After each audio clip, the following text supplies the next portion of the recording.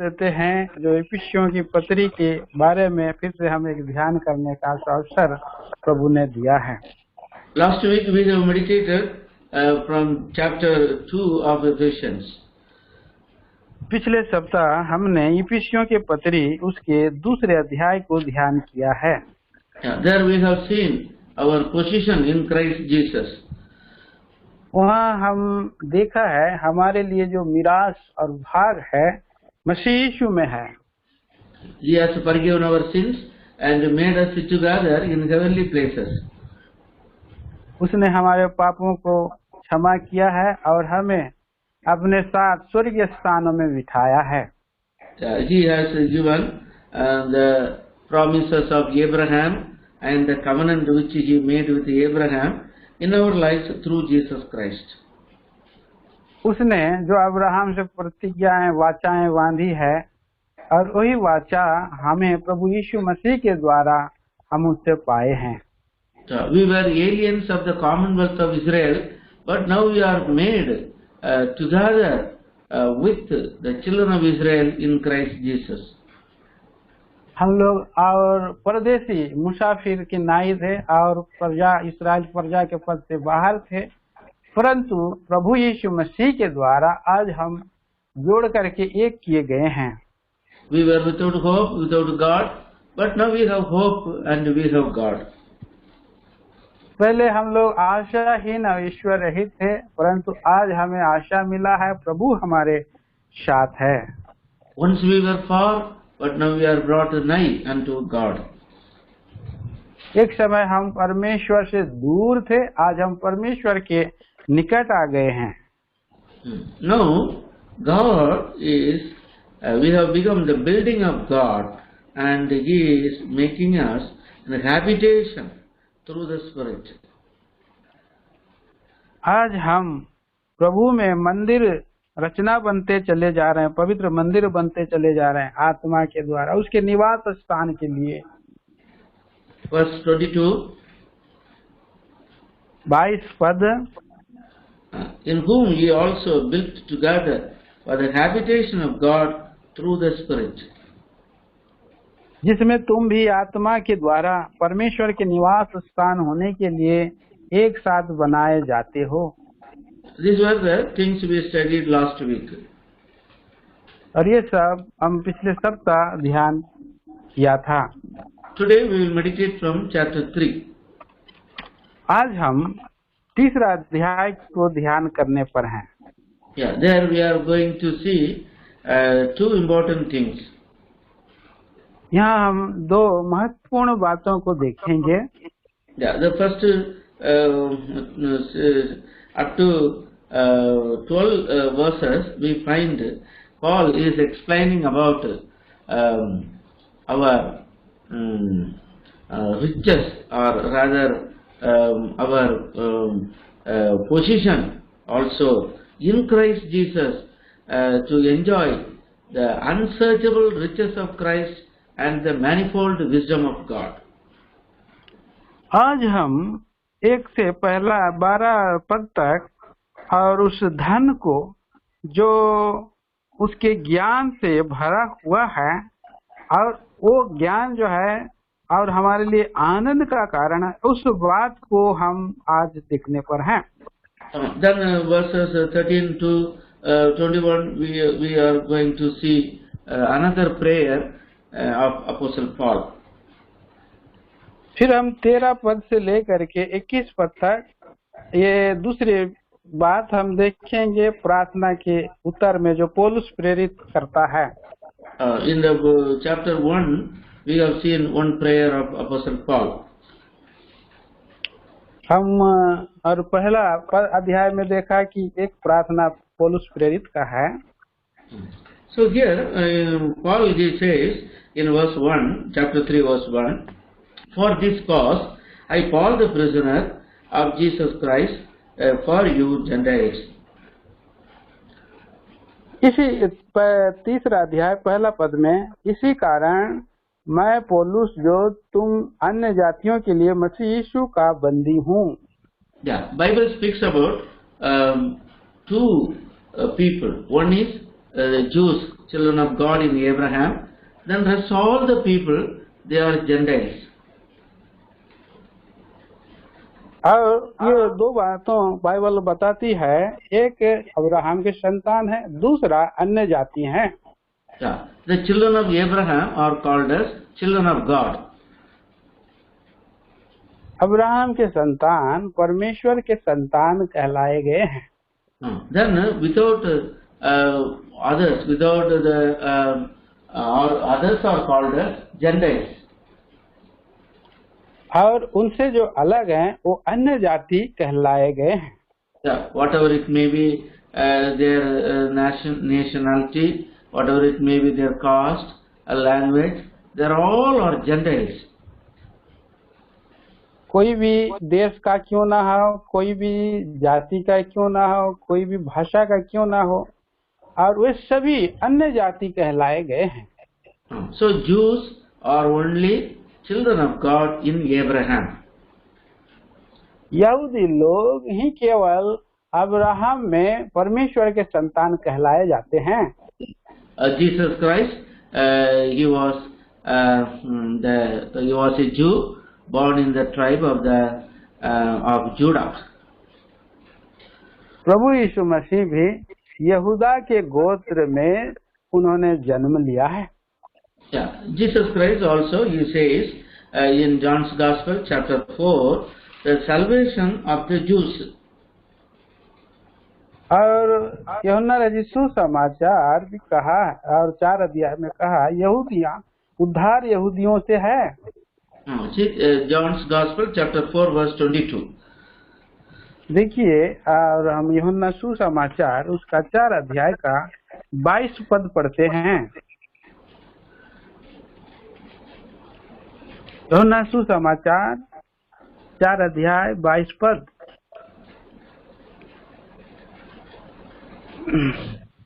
तुम जिसे नहीं जानते उसकी आराधना करते हो और हम जिसे जानते हैं उसकी आराधना करते हैं, क्योंकि उद्धार यहूदियों में से है। Salvation is of the Jews. उद्धार यहूदियों में से है। Yeah, physically Jesus Christ, when he came to this earth, he came in the among the Jews. और प्रभु यीशु मसीह देही के रूप में इस पृथ्वी पर आए और वो यहूदियों के बीच में जन्म हुए। It is a promise which God made to Abraham. यह एक प्रॉमिस, यह प्रतिज्ञा है जो अब्राहम के साथ उसने बांधी थी। Yeah, what is that promise? In thy seed, all the nations shall be blessed. वो क्या है प्रतिज्ञा? तेरे वंश के द्वारा सब जातियां आशीष पाएंगी। Yeah, that seed speaks about Lord Jesus Christ. और ये वंश जो है यीशु मसीह को बतलाता है। So, as per the promise, Jesus Christ, he was born in the tribe of Judah and in the lineage of David, and he became the savior of the world.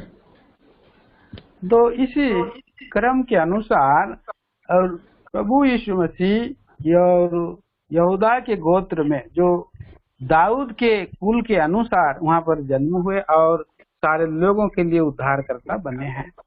Yeah, Jesus Christ, when he started his ministry, he did it in Judea and Jerusalem, and we find his disciples were all Jews.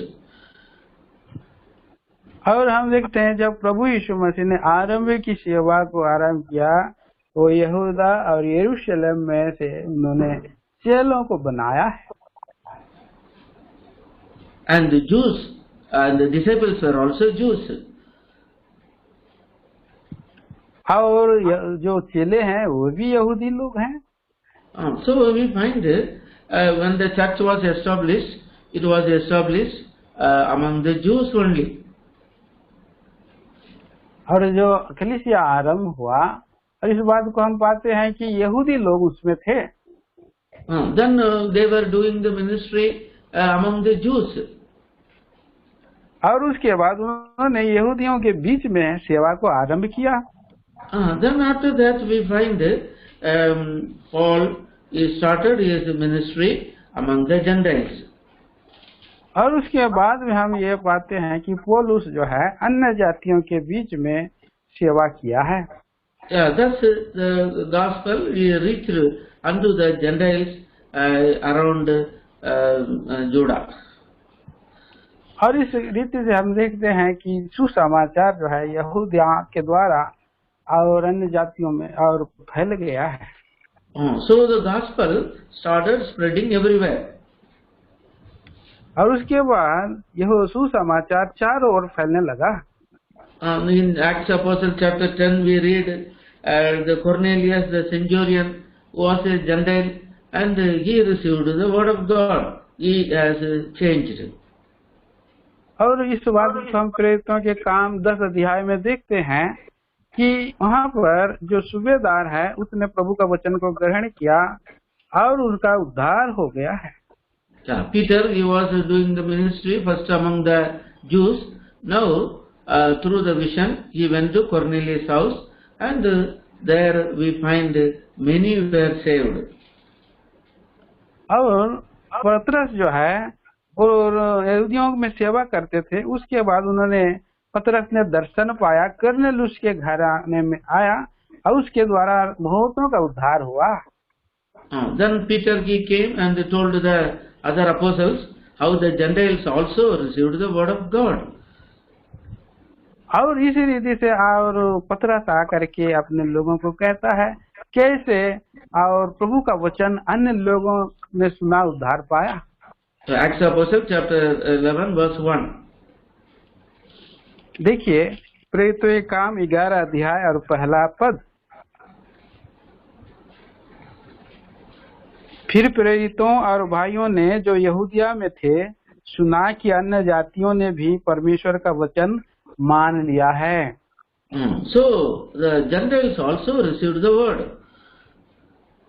और हम देखते हैं कि अन्य जाति लोग भी और परमेश्वर का वचन को ग्रहण किया। So when Paul he was saved, he started preaching among the Jews only. और पौलुस न केवल यहूदियों के बीच में सेवा नहीं किया। Now after that we find Paul and Barnabas they went to preach the word among the Gentiles. अब यहाँ हम पाते हैं कि पौलुस और बरनबास या अन्य जातियों के बीच में सुसमाचार प्रचार करते जा रहे हैं। Acts Apostle 13 verse 46. प्रेरितों के काम 13 अध्याय और 46 पद में। तब पौलुस और बरनबास ने निडर होकर कहा, अवश्य था कि परमेश्वर का वचन पहले तुम्हें सुनाया जाता, परंतु जब तुम उसे दूर हटते हो और अपने को अनंत जीवन के योग नहीं ठहराते तो देखो हम अन्य जातियों की ओर फिरते हैं। So they turned to Gentiles. और देखिए उन्होंने अन्य जातियों की ओर फिर गए हैं सुसमाचार Verse 47 और 47 पद में, क्योंकि प्रभु ने हमें यह आज्ञा दी है, मैंने तुम्हें अन्य जातियों के लिए ज्योति ठहराया है ताकि तुम पृथ्वी की छोर तक उद्धार का द्वार हो। So the gospel must be preached among the Gentiles also. और सुसमाचार यहूदियों के लिए ही नहीं परंतु अन्य जातियों में भी प्रचार होने लगा। See Isaiah 42 verse 6. और देखिए यशायाह 42 अध्याय का 6 पद में हम पढ़ते हैं।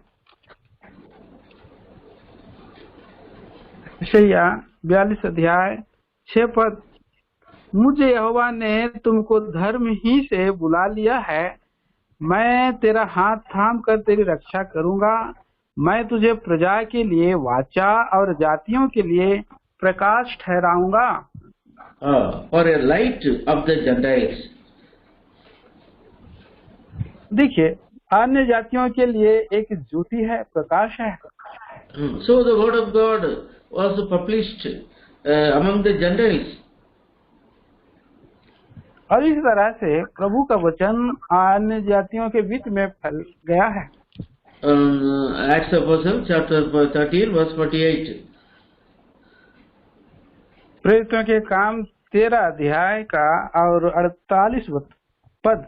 यह सुनकर अन्य जाति आनंदित हुए और परमेश्वर के वचन की बड़ाई करने लगे, और जितने अनंत जीवन के लिए ठहराए गए थे उन्होंने विश्वास किया। So many Greeks and they came to the faith in Lord Jesus Christ. बहुत सारे यूनानी प्रभु यीशु मसीह पर विश्वास करने लगे। Chapter 14, verse 1. और प्रेरितों का 14 अध्याय पहला पद। इकुनियुम में ऐसा हुआ कि वे यहूदियों के आराधनालय में साथ साथ गाए गए और इस प्रकार बातें की कि यहूदियों और यूनानियों दोनों में से बहुतों ने विश्वास किया। Yeah, Paul he says this is a mystery. What is the mystery? That the Gentiles also the partakers of the salvation. और पौलुस कहता है यह एक भेद है, और यह भेद यह है कि अन्य जाति भी उसी और वाचा के और वो जो है हिस्सेदार हैं, भागीदार हैं।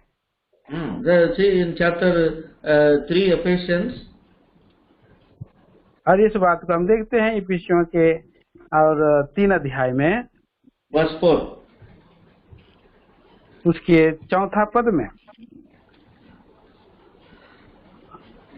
जिसमें तुम पढ़कर जान सकते हो कि मैं मसीह का वह भेद कहाँ तक समझता हूँ। The knowledge in the mystery of Christ. और भेद और मसीह का वह भेद जो समझने का है।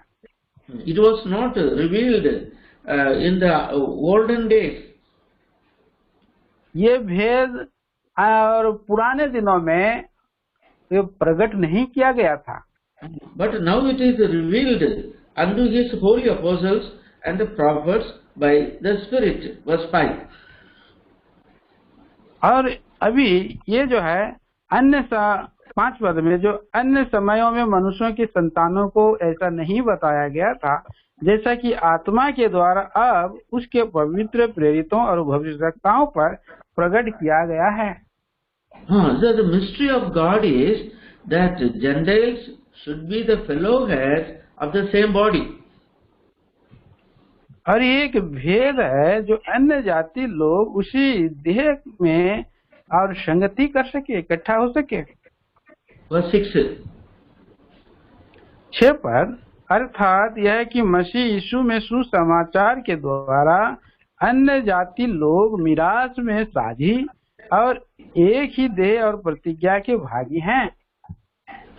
That's what the gospel was preached extensively among the Gentiles everywhere, through all nations. They preached the word of God, and the gospel came to everywhere.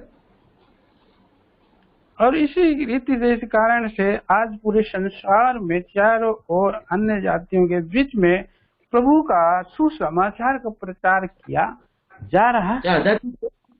That is the plan and purpose of our God. यह एक योजना और उद्देश्य है परमेश्वर के लिए है। Salvation is not for Jews. Salvation is for everybody. But the salvation came through Jews. उद्धार केवल यहूदियों का नहीं है, उद्धार सब लोगों के का है, लेकिन ये यहूदियों के द्वारा आया है। The Jews rejected the salvation. यहूदी लोग उद्धार को उन्होंने जो है और छोड़ दिया है, उसको निकाल दिया, निष्कासित किया है। Jesus Christ is called the Savior of the world. और प्रभु यीशु मसीह और सारे संसार का उद्धार करता है। See what a wonderful statement it is. और ये कितना बड़ा एक और ये भाषण है। Jesus Christ is the Savior of the world. यीशु मसीह जगत का उद्धार करता है। The Samaritans, they said, now we indeed know Christ, the Savior of the world. और समारिया लोग ने कहा, हम जानते हैं कि प्रभु यीशु मसीह जगत का उद्धार करता है। John's Gospel 4 verse 42.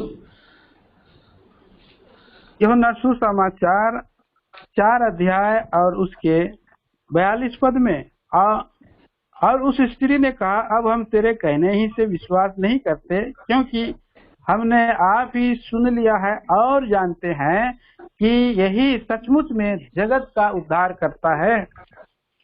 So Jesus Christ, the Samaritans, the Gentiles said, he is the Savior of the world. और प्रभु यीशु मसीह के बारे में अन्य जाति और ये समरी लोगों ने कहा, यही सचमुच में जगत का उद्धार करता है। So Jesus Christ is not the God of Jews, he is the Savior of the whole world. यीशु मसीह केवल यहूदियों का ईश्वर नहीं है, परंतु वो सारे जगत का उद्धार करता है। He died for everyone. He shed his blood for the propitiation of the sins of the whole world. तो ये प्रभु यीशु मसीह ने लहू बहाया सारे संसार के लिए प्रभु यीशु मसीह ने ये प्रबंध किया है। First John chapter 2 verse 2. पहला यूहन्ना उसका 2 अध्याय का 2 पद। पहला यूहन्ना 2 अध्याय 2 पद।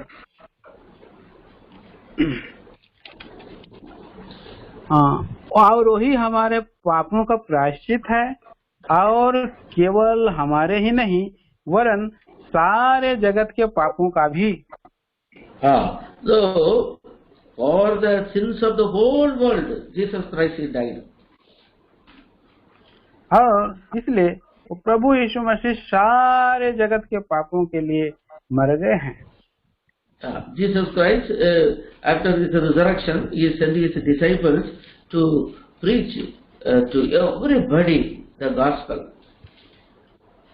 और मरे हुए से जी उठने के बाद उन्होंने अपने चेलों को प्रभु यीशु मसीह सारे जगत में भेजा सुसमाचार प्रचार करने के लिए। Matthew's Gospel chapter 28. मत्ती सुसमाचार 28 अध्याय verse 19. 19 पर। मत्ती सुसमाचार 28 का 19।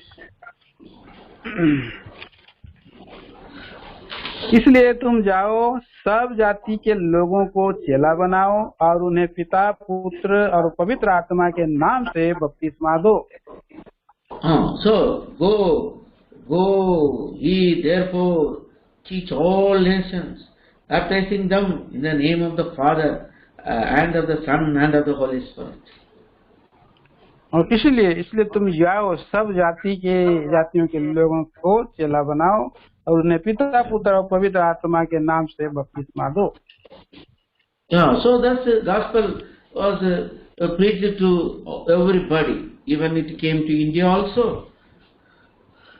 और इसलिए हर कोई और प्रभु का वचन सुसमाचार को सुनाता है, और यहाँ तक कि ये भारत देश में भी आया है।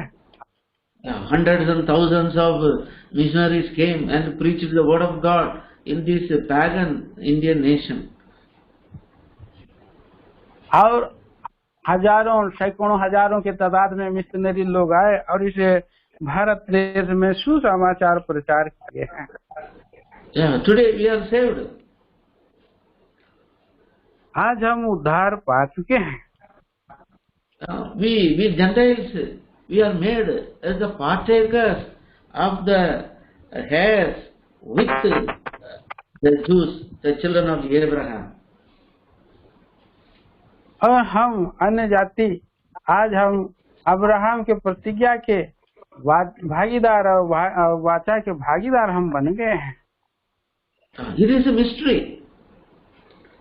और ये एक भेद है। What is that mystery? और क्या है वो भेद, क्या है? We have become the partakers of the fellow heads of the same body. हम और विनाश में साझी और उसी एक ही देह के और प्रतिज्ञा के भागी हो गए हैं। When we believed in Jesus Christ, और जब हम प्रभु पर विश्वास करते हैं, by faith and through Jesus Christ, we receive the blessings of Abraham. और विश्वास के द्वारा हम अब्राहम के आशीषों को प्राप्त करते हैं। Galatians chapter 3 verse 7. और गलीतियां और 3 अध्याय का 7 पद।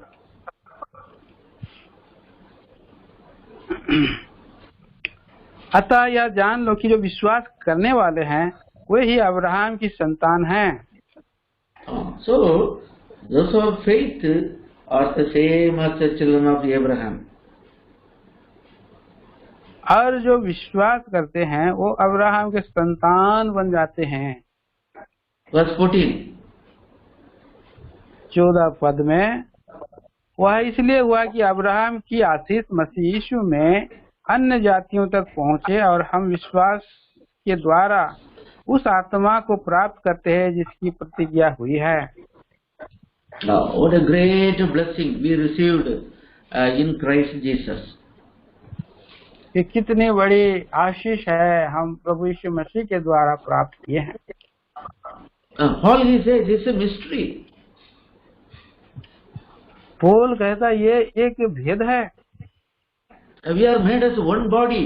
We are made as the fellow heads with the Jews. अब हम एक देह के रूप में और हम एक साथ ही बन गए हैं अब यहूदियों के साथ। We are made as one church in the body, as where Christ is the head, and to know the unsearchable riches of Christ. और हम यहूदी लोगों के साथ एक कलीसिया में हम भागी हो गए और प्रभु यीशु मसीह उस देह का शर है और वहाँ की सारी आशीषें देह और भागीदार हो गए हैं। We are neither Jew nor Greek, and we are all one in Christ. ना हम यहूदी रहे ना यूनानी रहे अन्य जाति रहे, पर हम एक हो गए हैं। There is no difference in Christ Jesus. मसीह यीशु में अभी कोई भेद और अंतर नहीं है। Now, chapter Ephesians 3, verse 8, we are told, unto me, whom I am less than the least of all saints, grace is given, that I should preach the Gentiles the unsearchable riches of Christ. और इस 8 पद में 3 का 8 में कहता है, मुझ पर जो ये सब पवित्र लोगों में से छोटा से भी छोटा हूँ, यह अनुग्रह हुआ कि अन्य जातियों को मसीह के अगम्य धन का सुसमाचार सुनाऊं। So for us, the unsearchable riches of Christ is preached.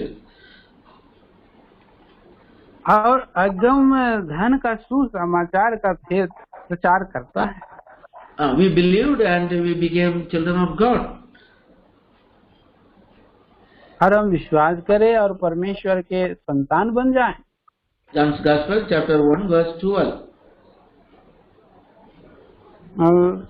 यूहन्ना सुसमाचार 1 अध्याय 12 पद के अनुसार, As many as received him, he gave the power to become the children of God.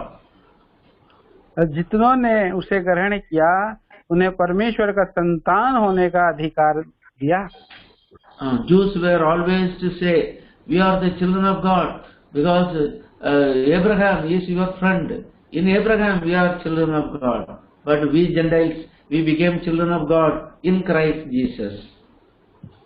यहूदी हमेशा कहते थे और हम परमेश्वर के बच्चे हैं क्योंकि अब्राहम हमारा पिता है, हम उसके बच्चे हैं, लेकिन हम प्रभु यीशु मसीह के द्वारा हम भी परमेश्वर के संतान ठहराए गए हैं।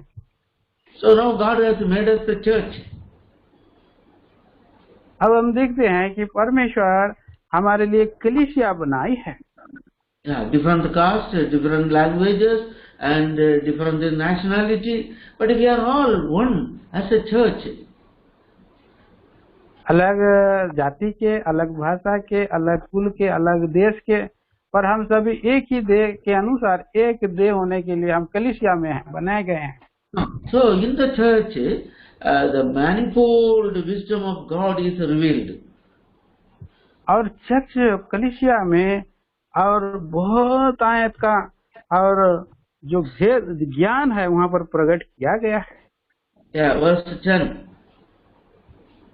ये 10 पद में हम देखते हैं, ताकि अब कलीसिया के द्वारा परमेश्वर का विभिन्न प्रकार का ज्ञान उन सब प्रधानों और अधिकारियों पर जो स्वर्गीय स्थानों में है प्रकट किया जाए।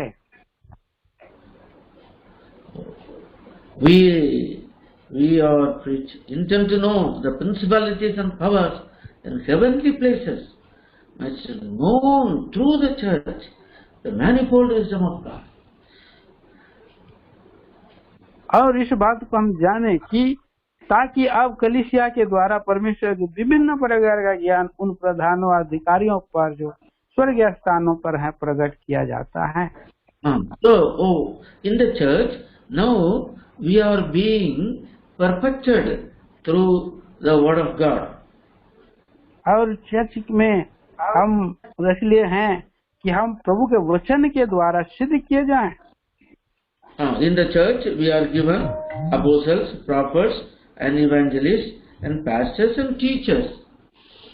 और हम प्रभु के कलीसिया में हम देखते हैं प्रभु हमें और प्रभु के दास, सेवक और समाचारक, पास्टर और जो है भविष्यवक्ता, इस सभी को वहाँ पर दिया है। Chapter 4 verse 11 and 12.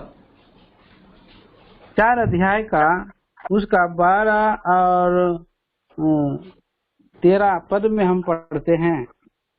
11 और 12 में उन्होंने प्रेरित नियुक्त करके और कुछ को भविष्यवक्ता नियुक्त करके और कुछ को सुसमाचार सुनाने वाले नियुक्त करके और कुछ को रखवाले और उपदेशक नियुक्त करके दे दिया है, जिससे पवित्र लोग सिद्ध किए जाएं और सेवा का काम किया जाए और मसीह की उन्नति पाए। So for the perfecting of the saints. तो संतों के सिद्धता के लिए है। So verse 13 says, till all we come in the unity of the faith and the knowledge of the Son of God, unto the perfect man, unto the measure of the stature of the fullness of Christ. और 4 अध्याय का 13 पद में कहता है ताकि हम सब के सब विश्वास और परमेश्वर के पुत्र की पहचान में एक न हो जाएं और एक सिद्ध मनुष्य न बन जाएं और मसीह के पूरे डील डोल तक न बढ़ जाएं। So God's desire is we must come to the measure and the stature and the fullness of Christ. और परमेश्वर का इच्छा है कि हम प्रभु के और उसके पुत्र के पहचान में और उसके नाप डील डोल में और बन जाएं, सिद्ध बन जाएं। That is the mystery of God, manifold wisdom of God. और ये परमेश्वर का भेद है जो बहुगुणा के साथ है। So in the church we are prepared for the heavenly glory. और ये जो कलीसिया है परमेश्वर के स्वर्गीय महिमा के लिए तैयार किया जाता है। Chapter 3 verse 11, according to the eternal purpose which He purposed in Christ Jesus our Lord. और 3 अध्याय का 11 पद में उस सनातन मनसा के अनुसार जो हमारे प्रभु यीशु मसीह में है की थी। So for this reason Paul says, I am in the prison. For this reason I am in tribulation. That means to teach you Gentiles the word of God, that I am suffering. तो इसीलिए इसी कारण से पौलुस कहता है कि मैं इसलिए बंदी हूँ और मैं अन्य जातियों में कि मसीह यीशु में बंदी हूँ, इसके कारण वचन को लेकर के। Chapter 3 verse 1. 3 अध्याय का 1 पद में, इसी कारण मैं पौलुस जो तुम अन्य जातियों के लिए मसीह यीशु का बंदी हूँ। So for you Gentiles, I am bound. और इसीलिए तुम अन्य जातियों के कारण मैं बंदी हूँ। Then verse 13. उसके बाद हम 13 पद में पढ़ते हैं, इसलिए मैं विनती करता हूँ कि जो क्लेश तुम्हारे लिए मुझे हो रही हैं, उनके कारण साहस न छोड़ो, क्योंकि उनमें तुम्हारी महिमा है। My tribulation for you. अब मेरा जो ये दुख है वो तुम्हारे लिए है। What a wonderful sacrifice Apostle Paul he made to bringing the gospel unto the Gentiles. देखिए कितना बड़ा और ये बलिदान पौलुस प्रेरित का है, अन्य जातियों में सुसमाचार सुनाने के लिए है। So we all Gentiles made us the partakers of the hairs of the same body. तो हम सभी अन्य जाति लोग और प्रभु के देह के मिराज में साझी और एक देह होने के लिए प्रतिज्ञा के भागी हो गए हैं। In verses 14 onwards there is a prayer. उसके बाद हम 14 पद से आगे हम प्रार्थना को हम देखते हैं। He says, for this cause that I bow my knees unto the Father of our Lord Jesus Christ. वो कहता है मैं इस कारण उस पिता के सामने में घुटने टेकता हूँ जिसने स्वर्ग और पृथ्वी पर हर एक घराने और वो क्या कारण है? That Gentiles also the fellow heirs and of the same body partakers of his promise. अन्य जाति भी उसी मिरास में साझी और उसी देह में भागी किए गए हैं। No, he says in verse 16, now we would grant you according to the riches of his glory to be strengthened with the might by his spirit in the inner man.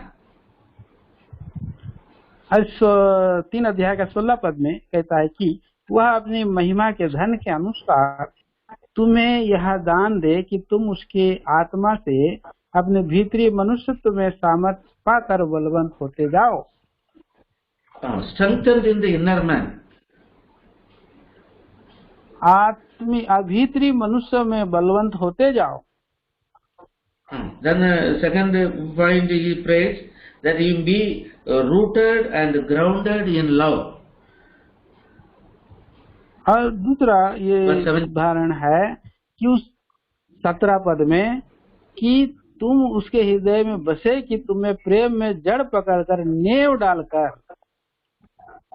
So we believers we must be strengthened in our inner man. और हम विश्वासी होते हुए हमें भीतरी मनुष्यत्व में बल प्राप्त करना है। We must be rooted and grounded in love. और हमें मसीह में जड़ पकड़कर नींव डाल करके वह उसके हृदय में बसना है। Our love towards God, love towards fellow believers must increase day by day. हमारा प्रेम और साथी विश्वासियों के साथ और परमेश्वर के साथ रोज ब रोज बढ़ते जाना है। And then verse 18. उसके बाद 18 पद में may be able to comprehend with all saints what is the breadth and the length and the depth and the height. सब पवित्र लोगों के साथ भली भांति समझने की शक्ति पाओ कि उसकी चौड़ाई और लंबाई और ऊंचाई और गहराई कितनी है। Oh, so the love towards God and the love towards the fellow saints must increase day by day. तो हम देखते हैं परमेश्वर के प्रति प्रेम और हम साथी विश्वासियों के प्रति रोज ब रोज और प्रेम बढ़ता चला जाए।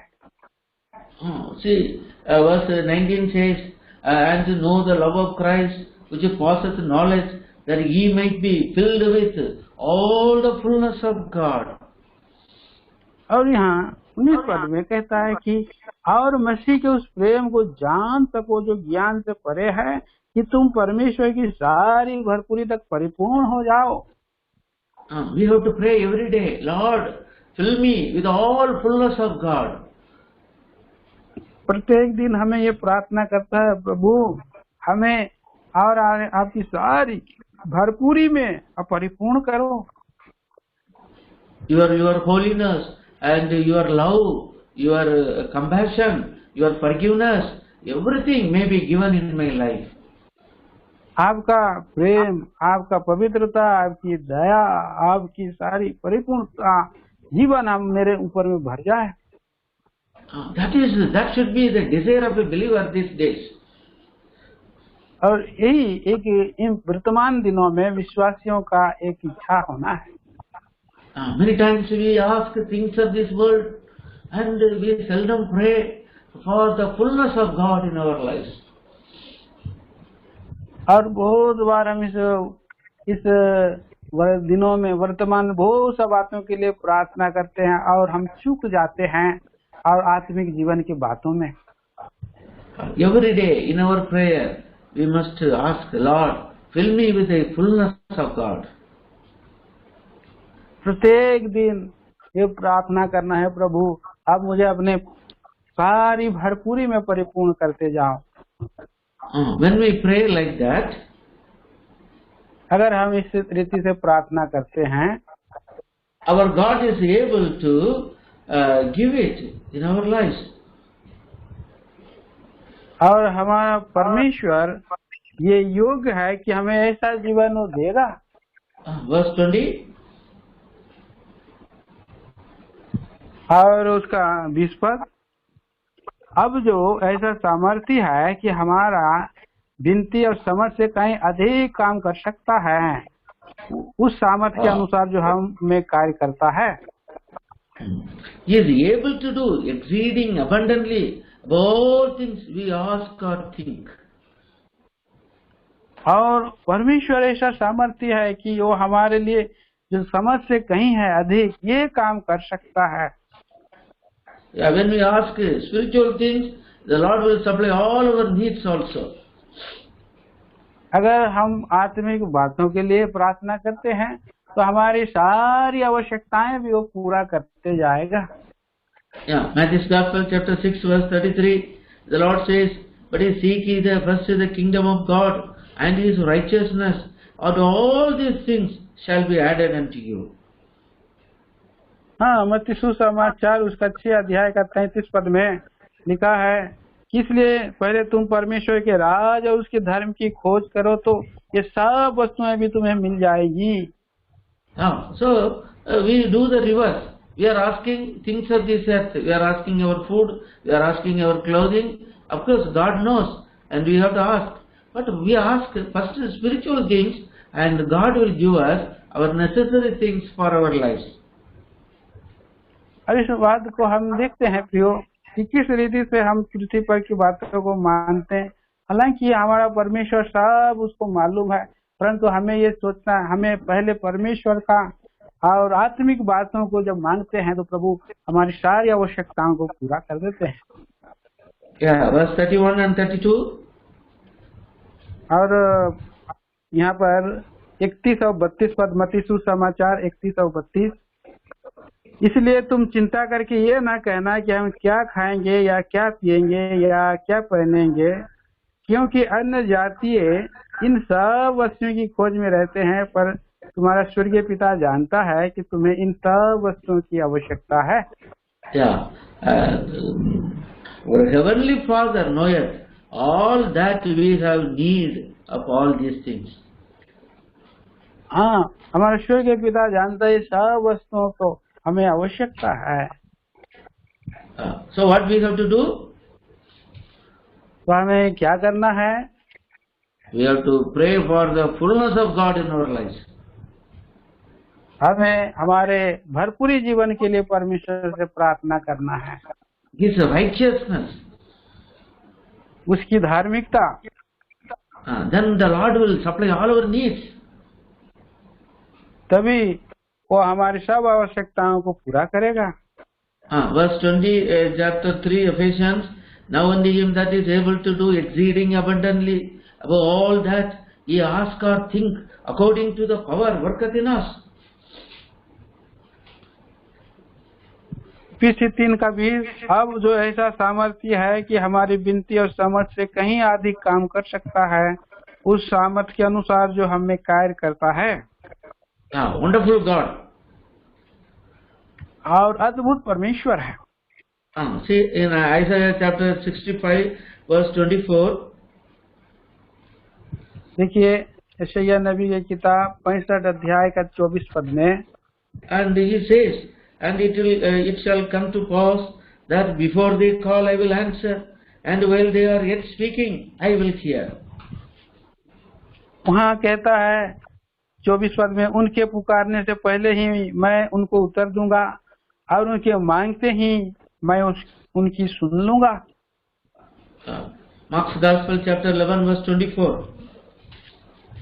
और मरकुस 11 अध्याय का 24 पद में पढ़ते हैं,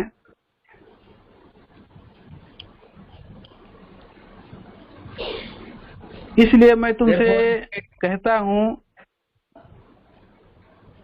Please read.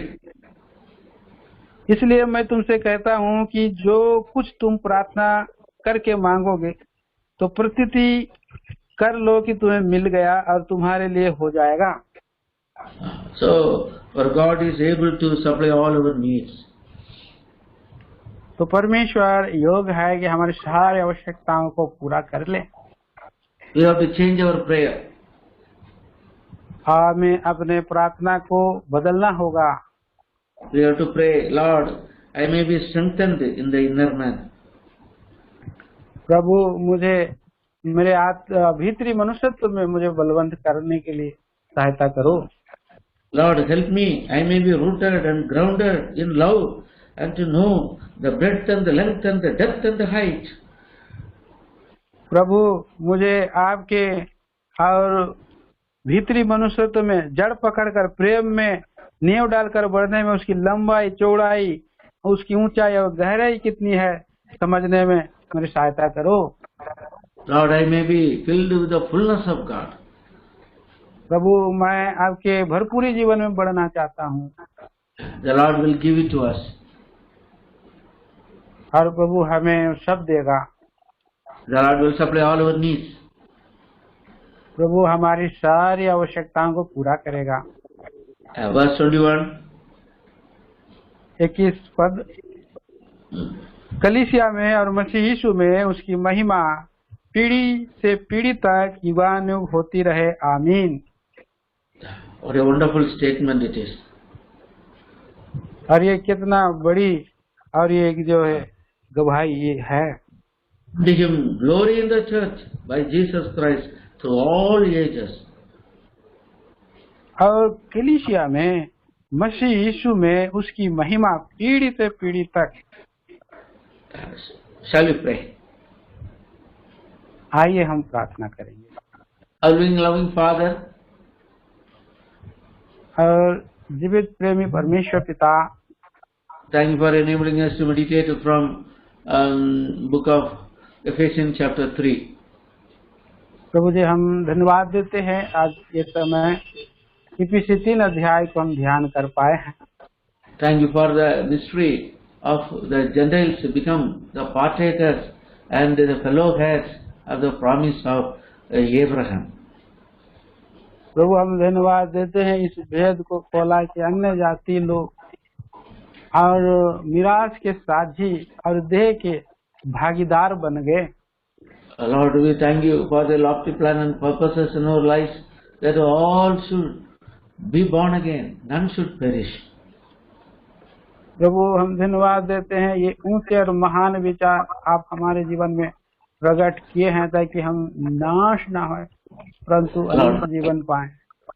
Thank you for bringing the gospel to our land and touched our lives and changed our lives, and know that Jesus Christ is the Savior of the world.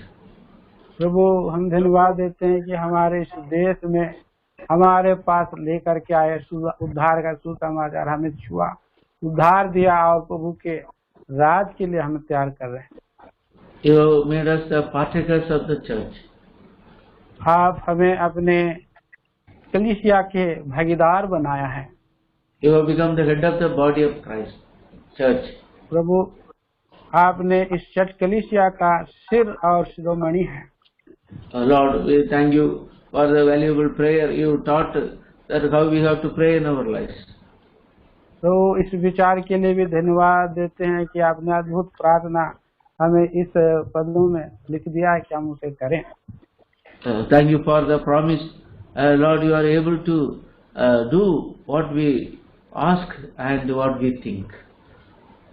प्रभु हम धन्यवाद देते हैं, आपने इस भेद को भी दिखाया कि आप इतना योग्य हैं, तैयार हैं कि हम जो कुछ भी मांगे और उसको आप पूरा कर सकते हैं।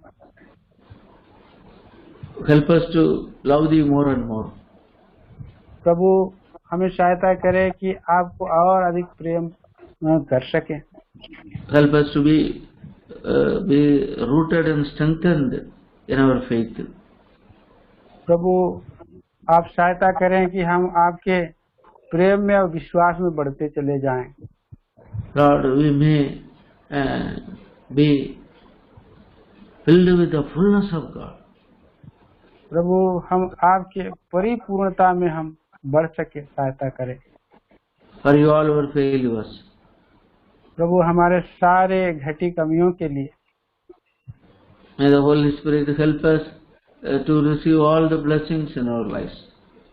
प्रभु पवित्र आत्मा अब सारी आशीषों को प्राप्त करने के लिए सहायता करें। Pray thanksgiving the precious name of Lord and Savior Jesus Christ. प्रभु यीशु मसीह के नाम इस प्रार्थना को करते हैं, सुने और स्वर्ग राज्य में ग्रहण करें। Amen.